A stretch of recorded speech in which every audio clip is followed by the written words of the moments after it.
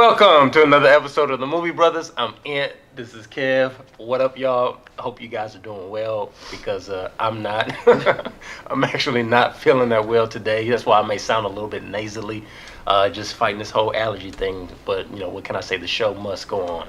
How you doing, Kev? Hey, it's Texas. It's springtime / summertime. Allergies running rampant. Now, don't tell me you sick too now. We sick. we sick. That's what it is. The Movie Brothers is sick. Okay. Yeah. But, hey, nevertheless, we got a great show lined up for you today. We are reviewing the film Mad Max Fury Road. This film is rated R, has a runtime of 2 hours. This is an action. I may call it a sci-fi. Others may call it an adventure. You decide. Okay, we'll leave that there.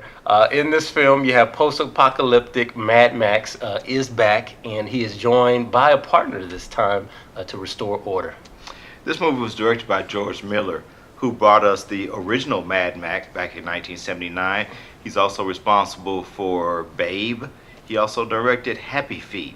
That's a very eclectic blend of genres there.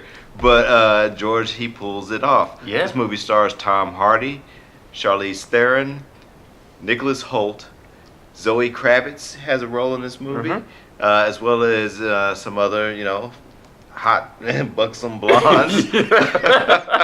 Yes. What do you say we jump into it? Hey, man, crack it open for us. Okay. In 1979, George Miller brought us, or introduced us to Max Rockastansky. Yeah, that's close. Yeah. Close. I give you that. Do man. I get A for effort there? You get an A for effort. All right, Rockastansky, Max Rockastansky. He was the seminal hero of Mad Max. Basically, it was a post-apocalyptic world where roving gangs battled over resources such as water, oil, food, gasoline, so on and so forth. The last time we saw Max was in 1985's Mad Max Beyond Thunderdome, which also starred Tina Turner.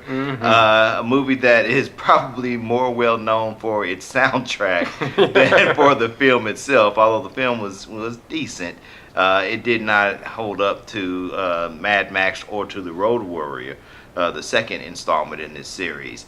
So, let's get going. What you think? Well, first thing, y'all, I gotta call it like I see it. I guess black folks don't live in post-apocalyptic environment. Yeah, we don't inhabit post-apocalyptic environments. At least the dark skinned ones though, because it's a couple of light skinned women in the film, including Zoe Kravitz is in this movie.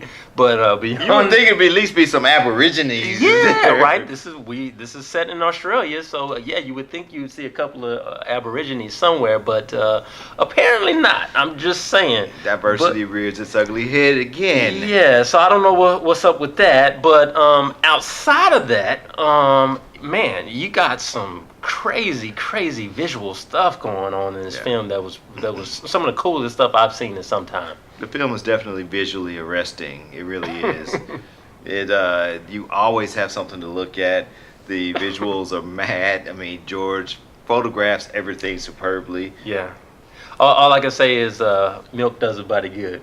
I have never not wanted to drink milk as much in my life as I did when watching this movie. I don't think I'll ever drink a glass of milk ever again. It'll be totally different for you in the future. Oh, man. But, man, amazing visuals from the stunts that you see in this film to the makeup, the costumes.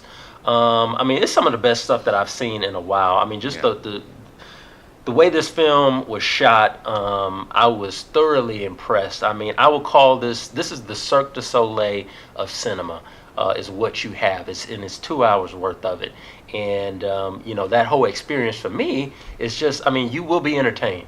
You will be entertained. You're hit with stunts one right after the next. I mean, it's like body blow, then headshot, no doubt. headshot.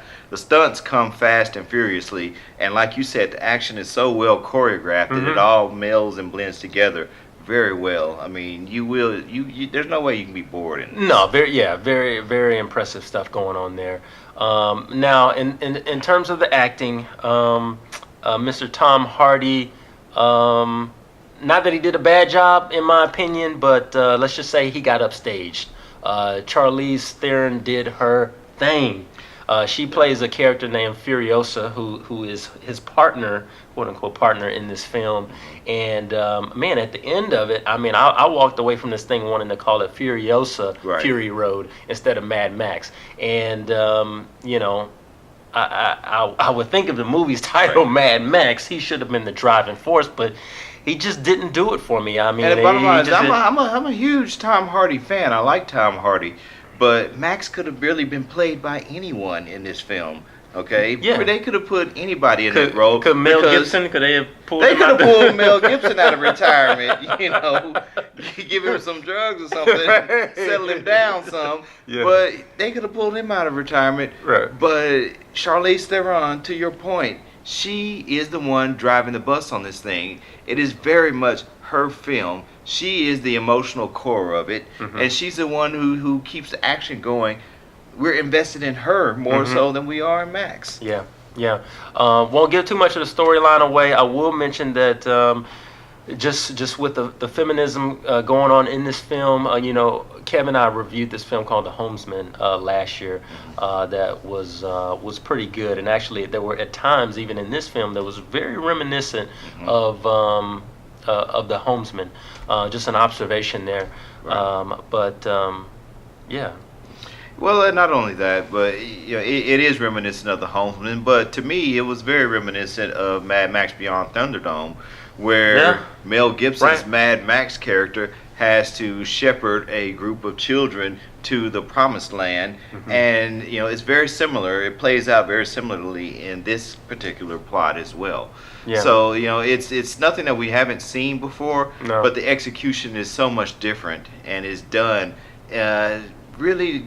There was a lot of tongue-in-cheek in Mad Max Beyond Thunderdome. This one is very, very, you know, down and dirty, in your face. Yeah. Okay. Straight No to holds it. barred. No, straight to the gut.